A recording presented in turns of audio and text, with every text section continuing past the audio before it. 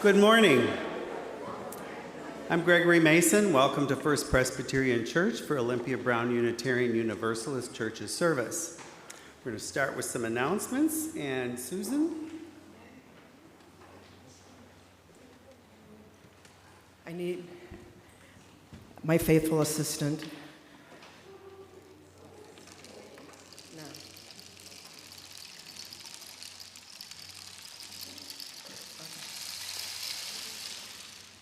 Am I getting your attention? We don't want to rain on your parade, but the auction is ending tonight at 8 p.m. There's still a lot of open sign-up events. There are people giving talks, making food, growing food, and designing beautiful flower arrangements. Other people will do your weeding, repair your house, or give you a ride to the airport. Halloween decorations galore. There's wine, OBUUC women, and song. There are getaways. There's even some unusual furniture. There are items without bids, including some of the annex treasures. Please check them out. There will be lots of last-minute activity as the auction ends tonight at 8 p.m. If you want something, you need to get out there and bid with your heart and soul. And also kind of think of it as a way to give to your church where you get a prize at the end, you get a meal, or you get furniture or artwork, and good memories from having participated. So 8 p.m. Thanks.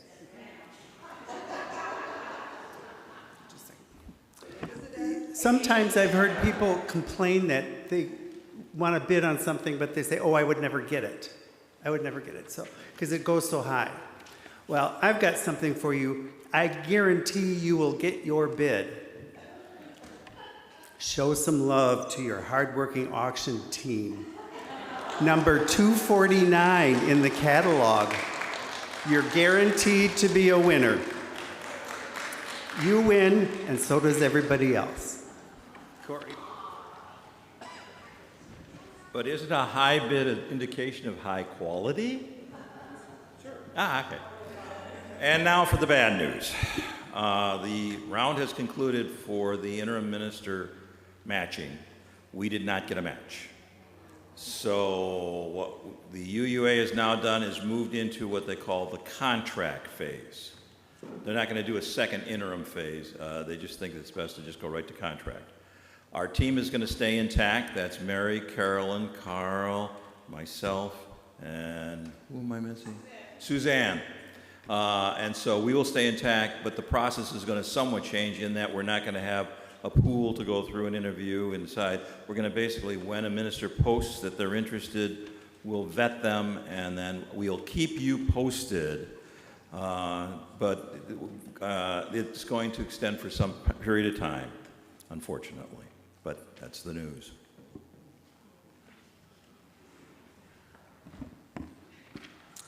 If you signed up for the Path to OBUUC conversation today, that will happen today at 12:30 in Erman Hall. Is that correct? Okay.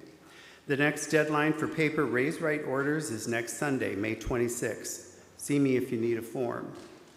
The 8th Principal Committee invites you to join them in the 2nd Annual Juneteenth Day Parade starting at noon on June 15th. Contact Jody Spencer if you are interested so the committee can determine if they should move ahead with plans.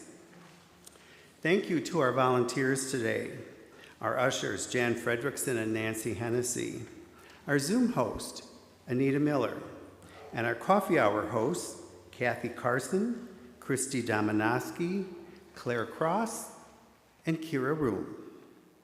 For more information and details about all these announcements, along with others and community announcements, see your weekly emails. Please join us for coffee hour in Erman Hall following the service. For those joining us on YouTube, log into Zoom after the service for your coffee hour. The link is in today's email.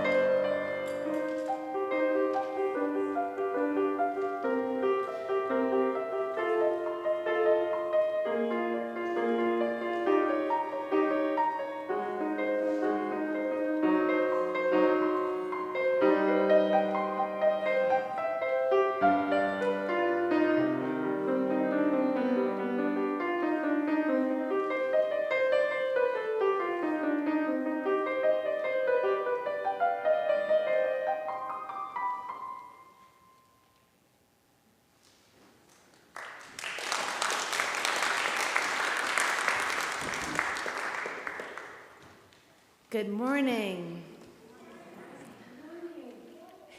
Welcome. Welcome to Olympia Brown Unitarian Universalist Church. I am the Reverend Danielle Lindstrom. My pronouns are she, hers, and it is good to be together.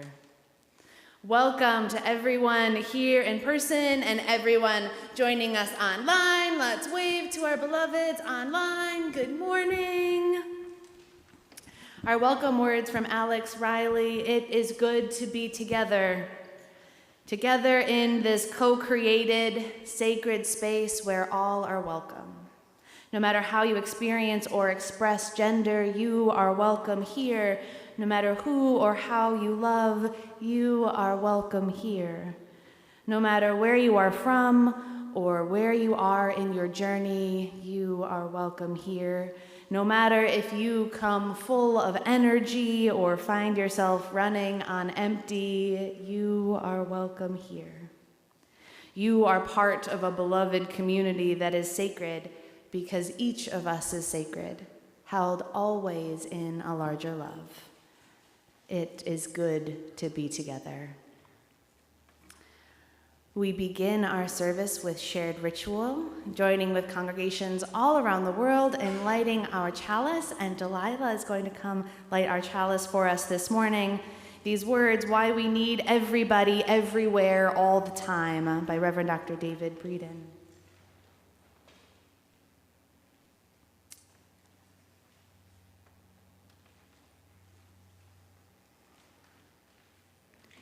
Your courage to wear your beautiful hat gives me courage to wear my beautiful hat. Your courage to wear your true smile gives me courage to wear my true smile. Your courage to tell your life true gives me courage to tell my life true. Your courage to be real gives me courage to be real. Your courage, my courage, let us be courageous together. Your courage gives me courage. My courage gives you courage. May it be so. It is good to be together. I invite you to rise in body and spirit, join in singing our first hymn, 1023, Building Bridges. And I think we've got a thing. Yeah, please. I'm a little shorter. We're going to sing it all together once, and then we're going to sing it as a round twice. 1, 2, and 3. And I will come and point.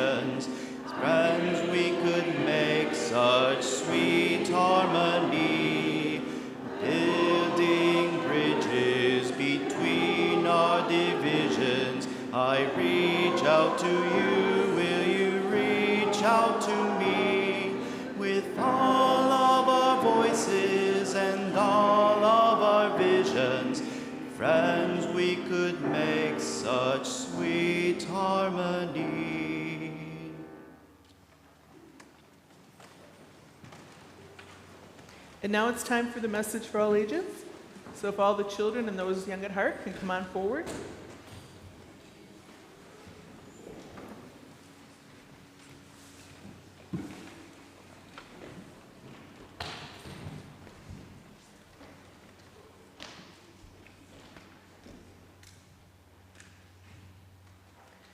So this morning, I'm going to read a story called Playing at the Border, a story of Yo-Yo Ma by Joanna Ho and Teresa Martinez. Does anyone know who Yo-Yo Ma is, besides Abby?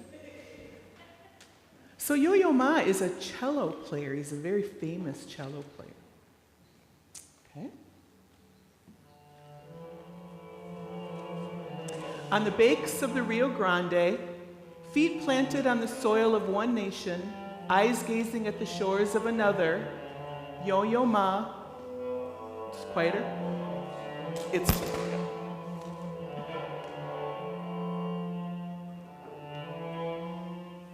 better?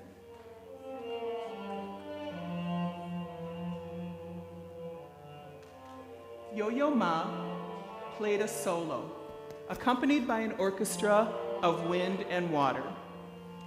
Fed by the snow-capped mountains of Colorado, flowing into the Gulf of Mexico, the Rio Grande became a boundary dividing two countries that used to be one. Yo-Yo Ma made music on riverbanks that separated people into Mexican-American, citizen, and immigrant. Though they, we, were, are one. Feet planted on the soil of one nation, facing the shores of another. He was a prodigy who chose the cello because the double bass was too big, and he played Bach but could barely see above the kitchen table. Precise placements of his fingertips produced perfect notes, memorized when he was 4, 3 years before he performed for Presidents Eisenhower and Kennedy, 26 years before he won his first Grammy, 47 years before he became a United Nations Messenger of Peace, and 52 years before he accepted the Presidential Medal of Freedom. Born in France to Chinese parents and raised in the United States, Yo-Yo Ma challenges convention and weaves worlds together. He designed a garden set to song. That's what this is. He designed a garden to song. United musicians across the Silk Road. And translated classical sounds into hip-hop movements. He finds homes at the intersections of cultures where traditions are kept alive and new ideas are born. Feet planted on the soil of one nation, eyes gazing at the shores of another, Yo-Yo Ma guided his bow gracefully back and forth across the strings of his cellos, which was built in Italy. His cello was made from parts that came from many lands and many languages. The stick of the bow from a tree grown only in Brazil, the hair of the bow from a horse's tail in Mongolia, the ebony frog from a forest in West Africa, the cello's woodish reddish hues dyed with dragon's blood from Indonesia, and its yellow's accents created with curry powder from India. Pieces united in one instrument, one language, and nicknamed Petunia.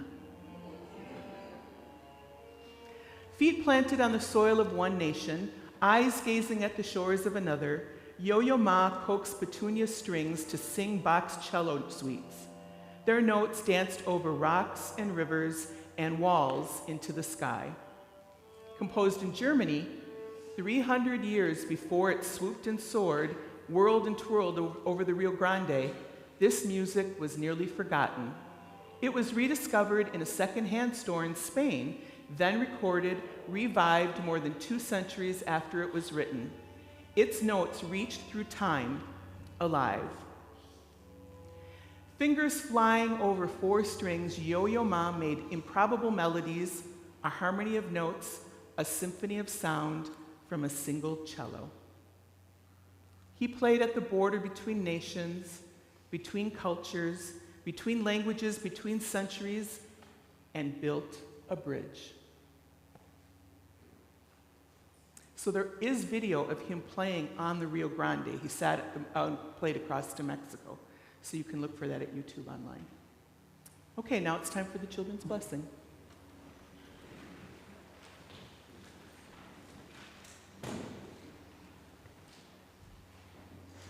Ready? We are blessed. We are blessed by being. We are blessed from being here. We are blessed from being here together.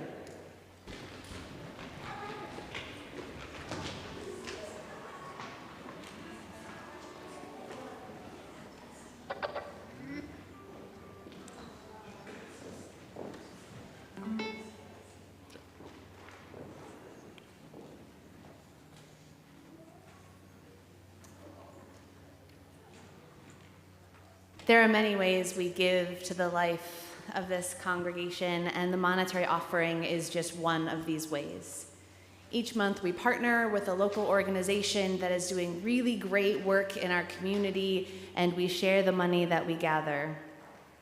Our partner for May is WAVE Educational Fund, which is a statewide grassroots organization dedicated to preventing gun violence, injuries, and deaths through education and advocacy.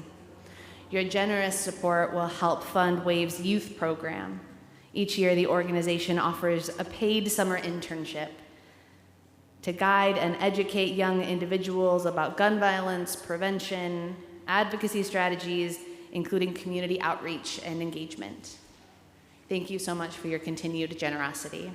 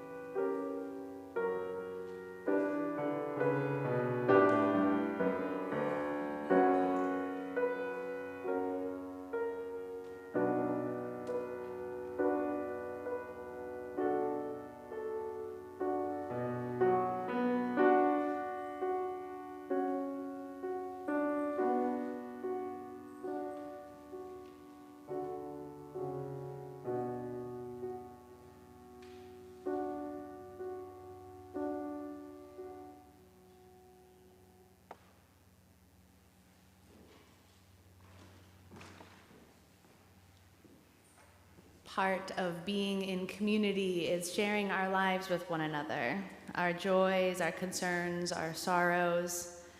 After our prayer, I will invite you forward to light a candle, or to light a candle and share aloud your name and the joy or sorrow that is on your heart this morning. This is a practice of sharing our own lives with one another, so I invite you to share what is yours with a reminder that we are streaming online this morning.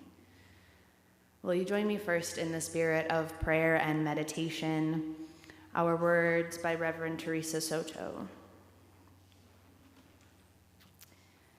There are a lot of ways to stay alive. You can wear soft clothes and focus on brushing your teeth and hydrating. You can ask yourself what you need and not be mad when you don't have an answer, only a shrug. You can breathe in, and then with care, you can also breathe out. Taking the thing one single breath at a time, you can give yourself a chance. Remember not only your mistakes, but also all the ways you matter. From eyelash to shoelace, you matter. You matter when you are sad, when the world is heavy, like wet laundry dragging from your arms. You matter when you are angry, and you use your teeth like welded prison bars to keep words that might cause harm from escaping past your lips. There are many ways to stay alive. You can come heart wrapped in several layers of foil mashed into a plastic box with an ill-fitting lid to a place where people say your name like it is good news. You can always fight your way to freedom. I recommend you decline the option of struggling by yourself. There was this wise ruler who once said that by ourselves we are unprotected, but two people together can face the worst, the failure, the heartbreak, the upending of the world we hold in our hearts. Though it will take some time, and with 3 people, you may find that eventually all will be well, will be well. I invite you forward to light a candle to share what is on your heart this morning.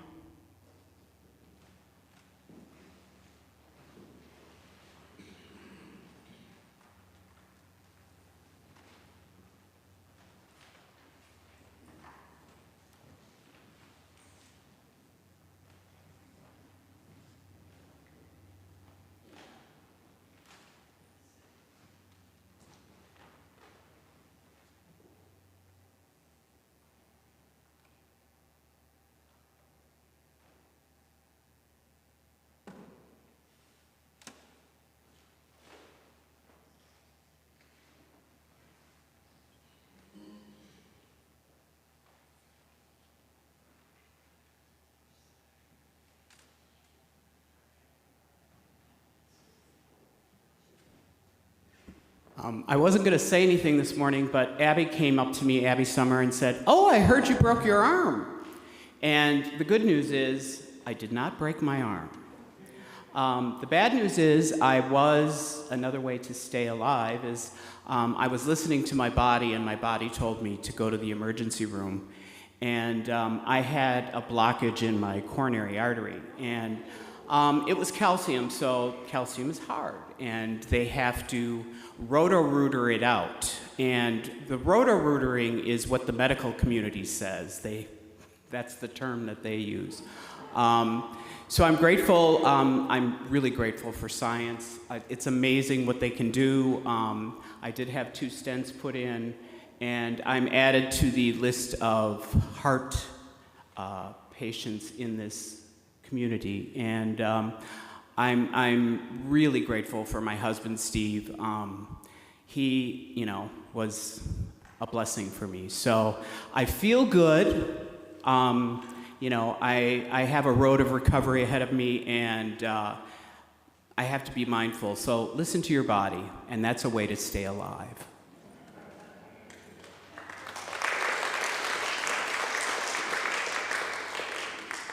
We light a final candle for the joys and sorrows that remain on our hearts, the joys and sorrows of our beloveds joining us online. Will you join me in a moment of quiet to pray, to meditate, or to dream?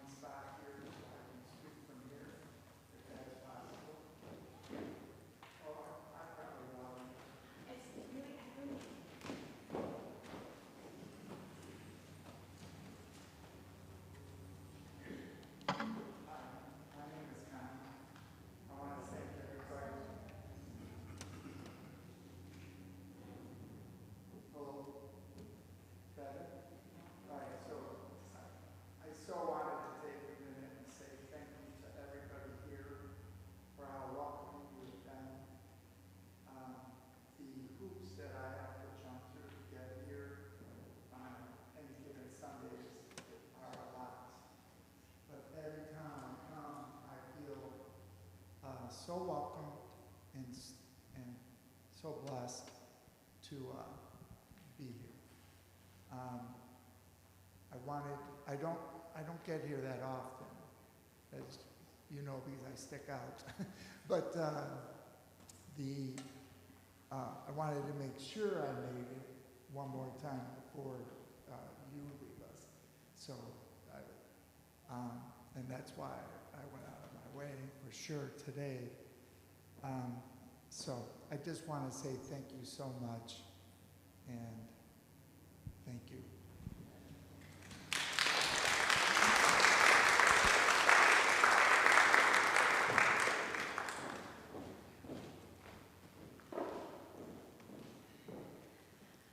Will you join in singing our song response, the words in the order of service? There is a love holding me, there is a love holding us.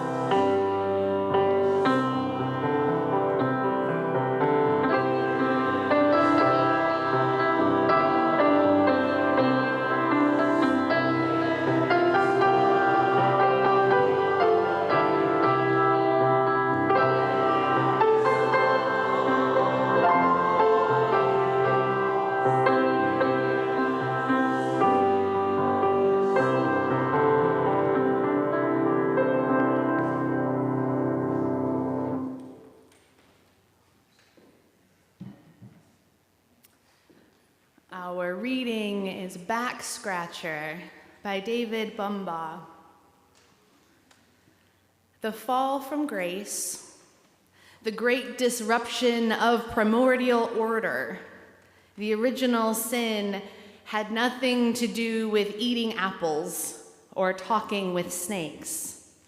The instrument of our fall was a wooden back scratcher.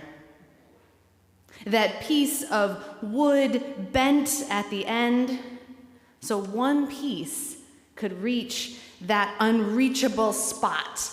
There in the shoulder blades, down just a little bit lower, up a bit, that persistent itch, where it always takes up residence. Before the back scratcher, before that simple infernal device, we, like our primate kin, depended on others to do for us what we could not do for ourselves. You scratch my back and I'll scratch yours. Before the simple back scratcher, before that simple infernal tool, we needed each other to scratch that unreachable itch. The wooden back scratcher dissolved the bonds of reciprocity, unloosened the ties of community, and tempted us to believe in our own godlike self-sufficiency. And God walked in the cool of the garden and saw a primate standing alone. "What have you done?"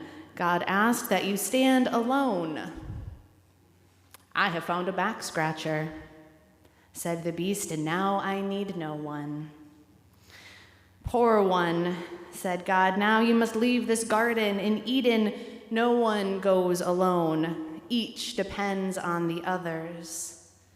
And thus began our wandering, our pacing up and down the earth, scratching our own itches, pretending self-sufficiency, trying to ignore the persistent sense of loss, the vague yearning for a primordial order, a place where you scratched my back and I scratched yours. A wooden back scratcher is a poor compensation for the gentle touch of a loving hand. All because of a wooden back scratcher.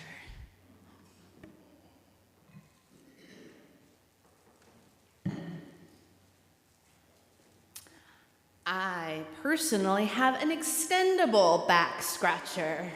Anybody else? The metal tube that you can slide out to different lengths. The thing is unstoppable. No itch is left unitched. I can do it all by myself, thank you. And of course, right, that's not the point of the reading. The point being that while we talk about self-sufficiency, right, we talked about that some last week, that idea of pulling oneself up by one's bootstraps, right? We talked about that. We miss a key piece about why we are here. And I would argue that in our interdependent, interconnected society, we truly cannot make it on our own, even with the best back scratchers. And this has been the message for us the last few weeks, right? Considering the ways we tell stories about each other, thinking about how we tell and understand our own stories in order to show up for and with one another. When you tell your life story, you give me courage to tell mine. When I tell my life story, I give you courage to tell yours. In order to be truly seen here as in our prayer, which might be one of my favorite ideas of what can happen at church, a place where people say your name like it is good news. How many times have we walked in and heard someone say our name and feel that love and care of this community? How beautiful. A place where people say your name like it is good news. And this is why, all of this is why we hold pluralism as a value. As Unitarian Universalists, we covenant to learn from one another. In our free and responsible search for truth and meaning, we embrace our differences and commonalities with love, curiosity, and respect. And right, I think we all got this. I think we got this idea, right? We can be curious. We get that, right? We can understand that learning from one another is a practice. Yes? Yes, right? Right? We work toward being that community that doesn't love you because you belong or love you because you fit in, but you belong here because you are loved, right? We work on that. Yeah, the welcome that is so wide. We have a place for you even before we knew it was you coming through the doors. All are welcome at the table. Reaching out for you, you reach out for me, building bridges. Yeah? Do you think I'm tricking you? I feel like you're like, what is she? That's the energy right now, right? Yes, we love these ideas. We understand that this is our work as community, right? Who we're trying to be, how we're trying to be with one another. And there is this question. And this question is the title of a sermon by Joan Johnson Lewis. This question, ready? Is there room at the table for fascists? Is there room at the table for fascists? What does our value of pluralism say when someone's presence makes someone else unsafe? Or when someone is causing harm to the community? We can embrace differences, but what if we have found someone's values impossible to reconcile with our own? What do we do then? The response to this question, is there room at the table for fascists? The beginning of the sermon, there is room for everyone at the table, and yet, they write, when I tell people the titles of today's topic, almost every person I hear, no. There were some no's here. No room at the table for fascists. They continue, when people ask me what my answer to that question is, I say the short answer is no. There's not room at the table for fascists. I get lots of head nods. And then I add, but that's not the long answer. The long answer is, It depends on what table you are talking about. Woody Guthrie wrote, "This land is your land, this land is my land." He also wrote, "Tear the fascists down," and has the phrase emblazoned on his guitar, "This machine kills fascists." He held both. Ending the quote from that sermon. So what table are we talking about?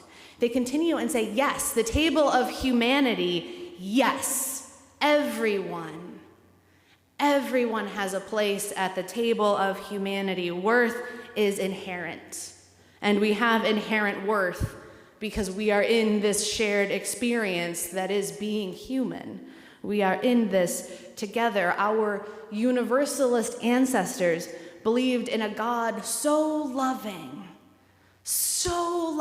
that everyone was saved. So the focus became how we treat one another in this life, in this world. No one is completely irredeemable. I have to believe that everyone is capable of change. Everyone is capable of making a different decision tomorrow than they might have today. Because I want to believe that I am capable of making a different decision tomorrow than I made today. So if it's true for me, shouldn't it be true for everyone? No one is completely irredeemable, and this doesn't mean that there is a place for bullying, for intentional breaking of our covenant, of our relationships, right? A community that allows space for abuse, right, is not one that any of us want to be a part of, right? Is that fair? That is not a community that anyone wants to be a part of. We'll sit at a different table, thank you. It becomes a brave act then for congregations to hold one another accountable for their actions. From the Unitarian Universalist Association, affirming worth and dignity does not mean affirming all behaviors, or always giving every badly behaving person a second or third or 10th chance. In order to create community that truly honors each person's worth and dignity, we sometimes have to ask people to leave, protecting and respecting the community, especially the most vulnerable. And this becomes sacred work. So what table are we talking about? We set boundaries, we have accountability structures, believe in a space where folks can show up in their authentic selves with a shared commitment to accountability to our covenant of right relationship. We come here to be reminded, affirmed in our ability to use the back scratcher, our search for truth and meaning, but to remember the gentle touch of a loving hand. And because, friends, we have some work to do. We, our churches, as an organization, are necessary. I share this as a rather long pitch for the kickoff, the start of our UU the Vote campaign. And I would like to share here a reading from the sermon by Reverend Peggy Clark. Her sermon was part of Power Sunday, offered in October of 2023. The premise of this service is that democracy is in danger, but we are not powerless. We all have meaningful ways to save our democratic system. One way is to commit to being an active part of civil society, which means committing to our institutions. From her sermon, strong, healthy democracies require civil society, which consists of all the voluntary organizations where people gather autonomous from the state, considered with public ends but not seeking state power. They are part of a larger community living, valuing pluralism and inclusion and a wide range of life experience and thought. Faith-based organizations She writes, faith-based organizations are historically some of the most difficult to terminate because they are often seen as the moral centers of the community. Shutting them down forces the government to admit a lack of concern with morality, an act most citizens find alarming. So instead, many authoritarian regimes work to befriend religious institutions, seeking to align religious power centers with their own. We see this happening here in the US with evangelical churches who have become supporters of some of the more dangerous factions in our current system. Church, this makes our position as a liberal religious denomination all the more necessary in our current political climate. We continue to have moral authority. We continue to have moral authority to counter the current trajectory and to stand against the wave of conservative religious alignment and with the radical right-wing political movement. Our existence, our internal health and strength is an essential part of what can turn the tide. It is our witness to pluralism and embrace of science as a source of truth, our own democratic structures, our collective voice for choice, for education, for inclusion, the need for our witness, and the centrality of our voice as part of civil society right now, at this moment in history. This call to claim that role in our society, right? To be that moral authority, we have collective work to do. And we cannot do this work alone. Reason and conscience and phrases like undoing systems of oppression cannot exist in a vacuum away from lived experience, away from understanding of the complexities of what it means to be human, part of these complex systems. It is our responsibility then, if we live this commitment to be the moral authority, to living our values of justice, equity, transformation, pluralism, interdependence, generosity, right? To be loud with these values, right? To talk about this church, to share these ideas as who we are. Right? We're not going to stop, and we cannot be quiet. Some of the work our UU the Vote campaign is calling us to do is to reclaim what it means to be the church. Who gets to speak for the church?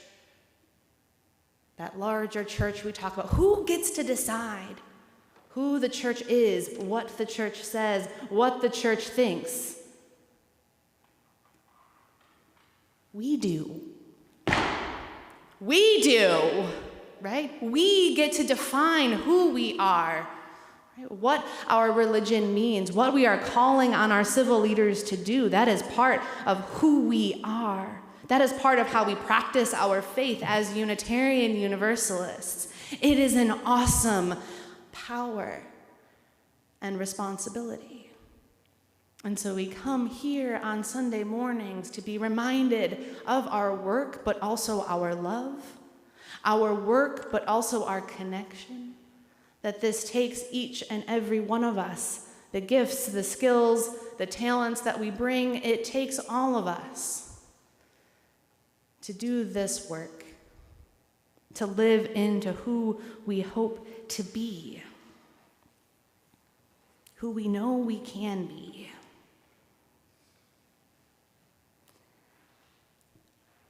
At the end of their sermon, Joan Johnson Lewis answers their question. Remember that question? Right? Is there room at the table for fascists? They write, yes. There is room for everyone. There is room at the table for everyone who is willing for there to be such a table. Yes. There is room for everyone at the table, for everyone who is willing for there to be such a table. With curiosity and deep listening, intentional sharing, a commitment to the principles, the values, that love that we hold in our center, right? That love that calls us into relationship, that calls us to listen, that calls us to show up, that reminds us who we are as Unitarian Universalists, and still somehow holds us when we are weak, when we are tired, when we're not sure if our voices are heard. That love that whispers, you matter, you're here, I love you, your name is good news. That love. This can be a place then where we breathe in and we breathe out. We remind one another that we matter. You matter. It matters that you are here. It matters that I am here. It matters that our voices are here, that our voices are stronger together here, so that we can go out there and share all that we've learned, all that we know, all of the questions we still have, to return again to this place where people say your name like it is good news. May it be so, so may it be.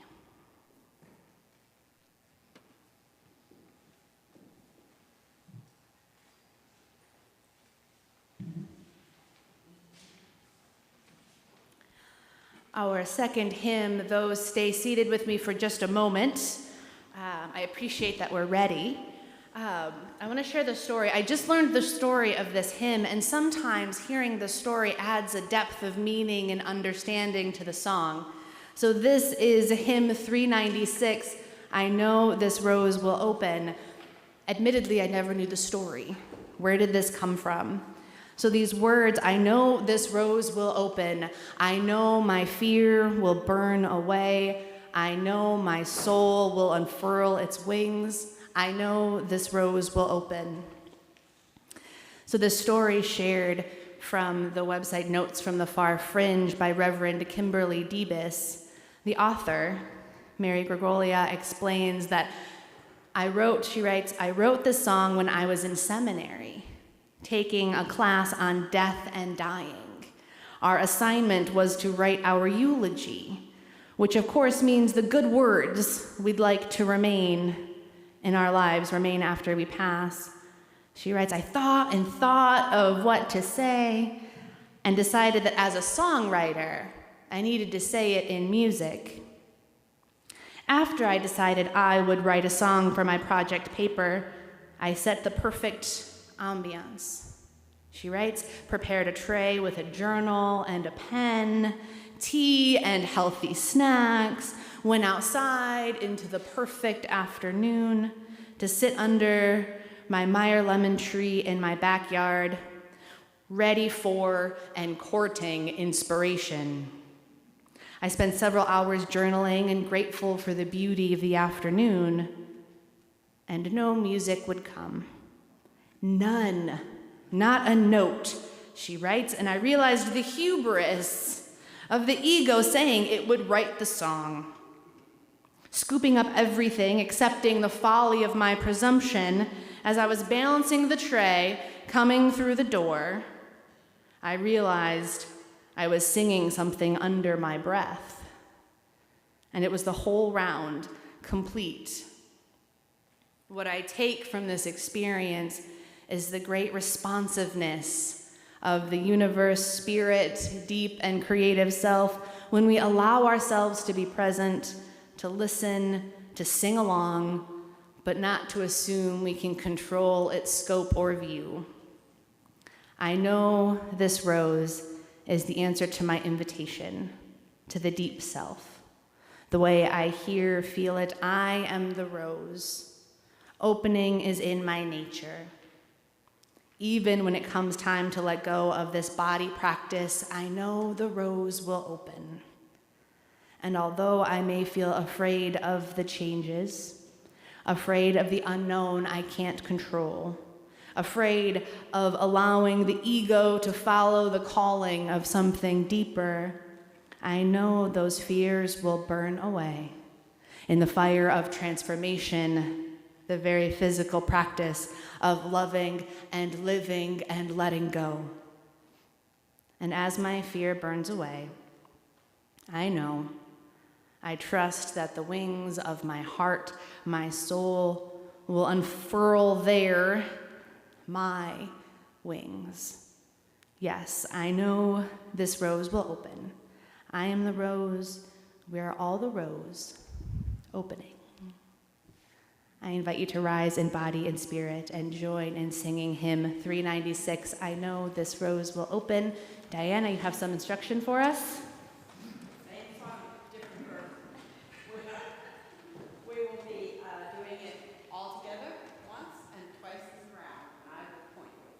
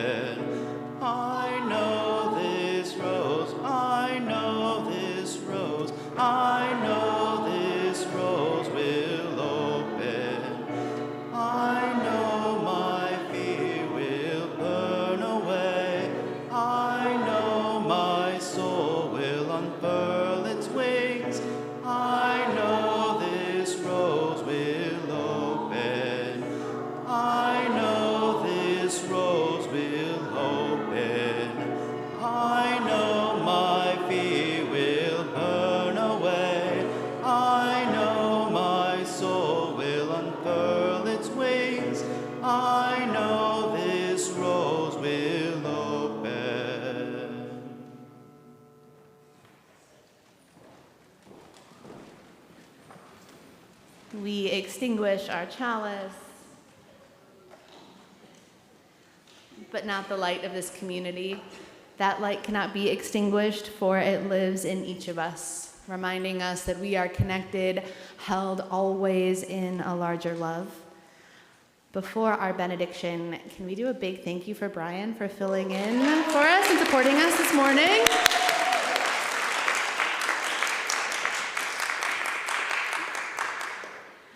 Our benediction, these words by Reverend Teresa Soto. In this community, we hold hope close. We don't always know what comes next, but that cannot dissuade us. We don't always know just what to do, but that will not mean that we are lost in the wilderness. We rely on the certainty beneath, the foundation of our values and ethics. We are the people who return to love like the North Star, and to the truth that we are greater together than we are alone. Our hope does not live in some glimmer in an indistinct future. Rather, we know the way to the world of which we dream.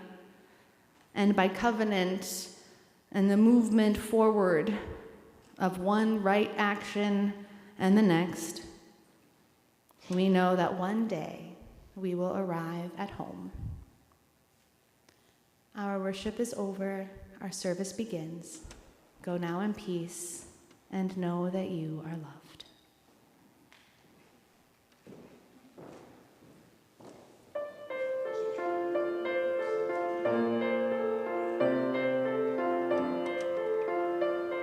Today is the day that you throw your cares away, 'cause I'm here to tell you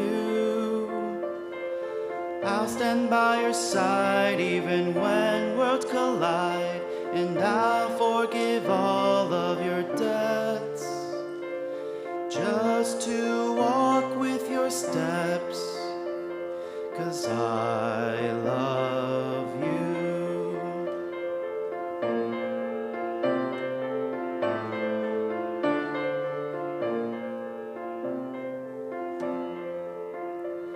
Tomorrow's another day. Rain or shine, I'll be with you all the way. If it rains on your parade, I'll cover you until the rain clouds fade. But if it shines, then we'll let it shine, 'cause we'll know everything is fine, 'cause I love you. But if something happens that makes your smiles to frown, then I'll do all I can to make you not feel so down. But if it's me, I really hope it's not me. But if it is, I hope that you'll forgive me. I'm sorry.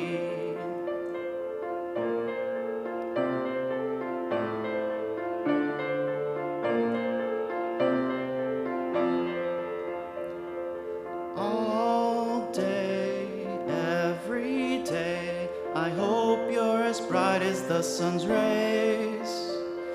To be with you brings me such joy through and through. Holding your hands makes all temptations feel so bland, 'cause I love